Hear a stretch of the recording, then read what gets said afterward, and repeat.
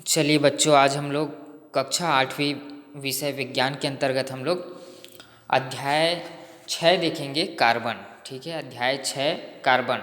हमने कार्बन क्या होती हैं इसके बारे में पढ़े हैं और ग्रेफाइट और फुलरिन के बारे में पढ़ चुके हैं। अब आगे हम लोग देखेंगे कार्बन की उपस्थिति, यानी कि कार्बन किस जगह पर प्रेजेंट रहती है और उनकी उपस्थिति कैसे होती है, इनके बारे में हम लोग अध्ययन करेंगे आज। तो यहाँ पर देखो, कार्बन की उपस्थिति दिखाई दे रही सबसे नीचे 6.3 6.3 में देख सकते हैं कार्बन की उपस्थिति। कार्बन एक ऐसा आधात्विक तत्व है जो प्रकृति में विभिन्न अपरूपों में पाई जाती है। इसके अतिरिक्त कार्बन सभी सजीवों यानी कि जंतुओं और वनस्पतियों का एक महत्वपूर्ण अवयव है।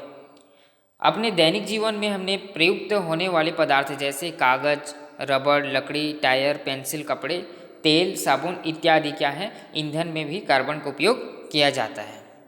कार्बन मुक्त अवस्था में जैसे हीरा हो गया, ग्रेफाइट हो गया, है ना, कोयला इत्यादि रूपों में भी पाया जाता है। तो संयुक्त अवस्था में कार्बन बहुत से यौगिकों में पाया जाता है। जैसे हम बात करें एग्जाम्पल तौर पर, तो यहाँ पर देख सकते हैं 1 2 3 यहाँ पर दिया गया है। ऊपर में देखो, कार्बन का ऑक्सीजन तथा कैल्शियम के साथ युक्त यौगिक, मतलब उसमें कैल्शियम कार्बोनेट और प्रकृति में चूना पत्थर, खड़िया और संगमरमर के रूप में भी पाया जाता है। दूसरा देखो, भोजन में उपस्थित प्रमुख घटक जैसे कार्बोहाइड्रेट, वसा, प्रोटीन, विटामिन इत्यादि कार्बन का प्रमुख यौगिक है, जिससे शरीर को कार्य करने के लिए ऊर्जा प्रदान होती है। तीसरा देखें, कार्बन हाइड्रोजन से अलग अलग अनुपातों में संयुक्त होकर हाइड्रोकार्बन जैसे मीथेन, एथेन इत्यादि बनाया जाता है। प्राकृतिक गैस, रसोई गैस जैसे एलपीजी, गोबर गैस, पेट्रोल, डीजल, मिट्टी का तेल, पैराफिन, मोम एवं कोलतार इत्यादि जो है कार्बन हाइड्रोजन के रूप में उपस्थित होते हैं। तो इस प्रकार हम जान सकते हैं कि कार्बन जो है मुख्य रूप से कहाँ कहाँ उपस्थित रहती है। तो आमतौर पर हम लोग देख सकते हैं कि रसोई गैस एलपीजी हो गया, पेट्रोल डीजल हो गया, है ना, चूना पत्थर हो गया, इन सारी चीज़ों में जो है कार्बन उपस्थित होती हैं। तो कार्बन के कुछ अपरूप जैसे देखें यौगिक उपयोग ईंधन के रूप में किया जाता है। और अब आप देख सकते हैं कि ईंधनों के नाम कॉपी में लिखेंगे और अपने प्रायः घरों में जो जो भी उपयोग होती जा रही हैं जिसमें कार्बन पाया जाता है उसको हम लोग कॉपी में लिख करके जान सकते हैं कि कार्बन इस चीज़ों में जो है उपस्थित रहती है। अब आगे हम लोग देखते हैं जलना व दहन। कुछ पदार्थ ऐसे होते हैं जिसमें क्या करते हैं, कुछ पदार्थ जो जलने पर ऊष्मा व प्रकाश तथा दोनों के रूप में ऊर्जा उत्पन्न करती है। तो इस प्रकार जलने की जो क्रिया होती है वो दहन कहलाती है ना। क्रियाकलाप 3 के माध्यम से हम लोग दहन को समझते हैं। चलिए देखते हैं क्रियाकलाप 3। यहाँ पर आवश्यक सामग्री के रूप में क्या दिखाई दे रहा है, मैग्नीशियम का टुकड़ा लिए हैं, कोयला का टुकड़ा और चौक और छोटा सा पत्थर, माचिस और चिमटी लिए गए हैं और गर्म करने का साधन। तो हम देखेंगे यहाँ पर मैग्नीशियम का टुकड़ा भी लिया गया है, कोयले का टुकड़ा, चौक और छोटा सा पत्थर। तो देखें, मैग्नीशियम के टुकड़े और कोयले के टुकड़े, चौक, पत्थर को चिमटी की सहायता से पकड़ करके अलग अलग क्या करेंगे, गर्म करेंगे। मतलब मैग्नीशियम के टुकड़े को अलग, कोयले के टुकड़े को अलग, चौक का टुकड़ा, इस प्रकार जो है अलग अलग हमने गर्म करके देखेंगे और ध्यानपूर्वक देखेंगे कि कौन सा टुकड़ा जल रहा है और कौन सा नहीं जल रहा है। मतलब हमने देखना है कि मैग्नीशियम का टुकड़ा जल पा रहा है या कोयले का टुकड़ा जल रहा है। तो इससे हम लोग देख सकते हैं कि जलती क्या है, मतलब कौन सा पदार्थ जो है जल पा रही है। तो हम लोग जान सकते हैं कि जो पदार्थ जलेगी वो क्या कराएगी, दहन की क्रिया में भाग लेगी।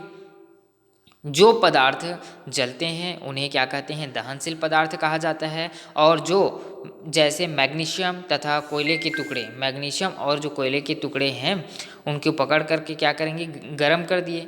जैसे ही हम लोग गरम किए तो पत्थर और कांच, सीमेंट इत्यादि नहीं जले। जो पत्थर है कभी जलते हुए देखिए क्या पत्थर को, नहीं ना, और कांच को और सीमेंट इत्यादि को जलते हुए नहीं देखें तो वो क्या कहलाएगी?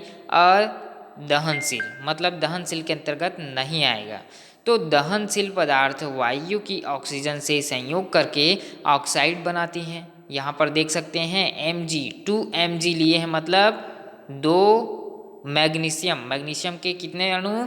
2 अणु। यहाँ पर देखो प्लस ऑक्सीजन, मतलब मैग्नीशियम और ऑक्सीजन की क्रिया से क्या बन रही है? 2MgO मैग्नीशियम ऑक्साइड बन रही है और ऊष्मा और प्रकाश उत्सर्जित हो रही हैं।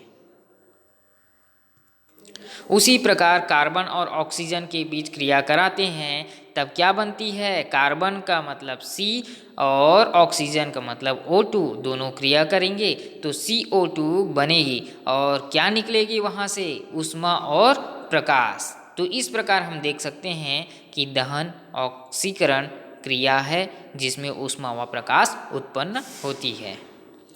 अब हम लोग क्रियाकलाप 4 देखते हैं। आवश्यक सामग्री के रूप में इसमें लिए हैं मोमबत्ती, माचिस, चिमनी और कांच, लकड़ी के 2 गुटके, कांच के प्लेट और जलती मोमबत्ती को मेज पर ऊपर में सावधानीपूर्वक रखेंगे और मोमबत्ती के ऊपर चिमटी के कांच की चित्र में देख सकते हैं, यहाँ पर चित्र दिखाई दे रही जिसमें मेज के ऊपर जो है मोमबत्ती रखी हुई है ना। मोमबत्ती 3 जगह देख सकते हैं, क ख ग।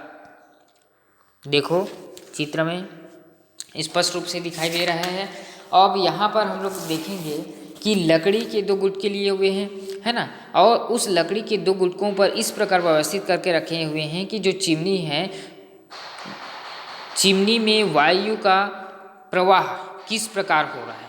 आप देख सकते हैं कि जहाँ पर हमने जो कांच रखे हुए हैं ऊपर से भी हमने क्या किए हैं? कांच ढक दिए हैं, ऊपर से भी क्या किए हैं? गुटका ढक दिए हैं। जहाँ पर वायु प्रवेश नहीं कर पा रहे हैं तो वायु जहाँ पर प्रवेश नहीं करेगी उस जगह में जो है मोमबत्ती बुझ जा रही है। ठीक है, तो इस प्रकार चित्र के माध्यम से देख सकते हैं कि ऑक्सीजन का दहन में कितनी इम्पोर्टेंस रोल होती है, कितना आवश्यक होती है। दहन की क्रिया के लिए वायु का होना कितना आवश्यक होता है।